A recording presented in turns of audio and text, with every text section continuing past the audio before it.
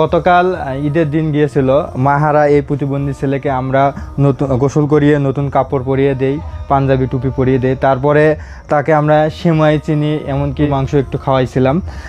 তারপর থেকে গত রাত থেকে এই প্রতিবন্ধী ছেলেটি অনেকটা অসুস্থ হয়ে পড়ে। আমরা তাৎক্ষণিক ডাক্তার নিয়ে এসে তার চেক আপ করাচ্ছি। দেখি ডাক্তার কি বলে আমাদেরকে, তার কি সমস্যা নাকি কি দেখলেন? তার জ্বর আগে ছিল খুব বেশি, এখন একটু কম। তা আশা করি জ্বরের সাইডটা খুব একটা আমরা টেনশন করতেছি না। তবে তার লুজ মোশন আছে, পাতলা পায়খানা আছে। এটা কালকে হয়তো সেমাই মাংস খাওয়ার পরে আকস্মিকভাবে এটা হয়ে গেছে।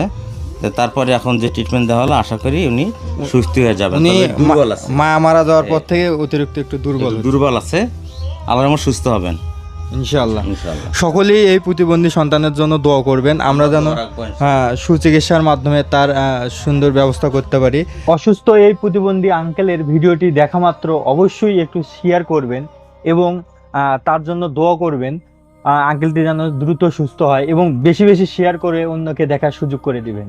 ঈদের কিছুদিন আগে এই প্রতিবন্ধী আঙ্কেলের মা মারা যায়। তারপর থেকে এই প্রতিবন্ধী আঙ্কেলটি একা হয়ে যায়।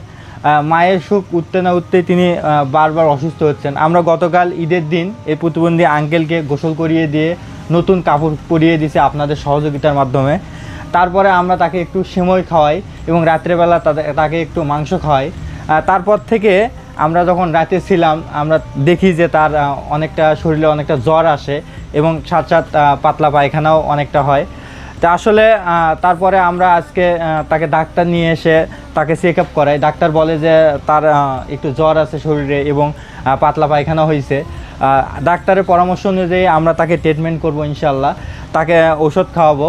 আপনারা সব সময় জানেন না, আমরা তামিম মিডিয়ার সদস্যরা যারা আছি তারা সবাই কিন্তু একের পর এক সেবা যত্ন করতে থাকি, রাত্রি যাপন করি, 24 ঘন্টা সবসময় সেবা যত্ন করার চেষ্টা করি। তার মারা যাওয়ার পর থেকে আমরা প্রতিনিয়তই তাকে সেবা যত্ন করি।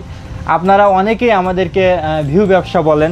আসলে এই যে 24 ঘন্টা আমরা এই প্রতিবন্ধী আঙ্কেলের যে সেবা করতেছি, এতে কি আপনাদের মনে হয় যে আমরা ভিউ ব্যবসা করতেছি? আর সবসময় আমরা পরিবারকে ছেড়ে এসে এই প্রতিবন্ধী আঙ্কেলের পাশে থাকি।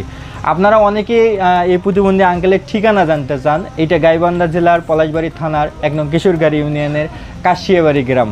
আপনারা যদি কেউ তাকে সহযোগিতা করতে চান অথবা তার সাথে দেখা করতে চান অবশ্যই এই ঠিকানায় আসলে তাকে পেয়ে যাবেন। আর এই প্রতিবন্ধী আঙ্কেলের জন্য অবশ্যই দোয়া করবেন। আর এই আঙ্কেলকে দেখুন, তার গায়ে কিন্তু এখনও জ্বর, যদিও আমরা ওষুধ খাওয়ানোর পরে তার একটু জ্বর কমছে। আর ডাক্তার একটু তাকে ট্রিটমেন্ট দেবে অবশ্যই, তার যেন দ্রুত তিনি সুস্থ হয়ে ওঠে। আর তার মায়ের জন্য দোয়া করবেন, তার মাকে যেন আল্লাহ তাআলা জান্নাতবাসী করেন।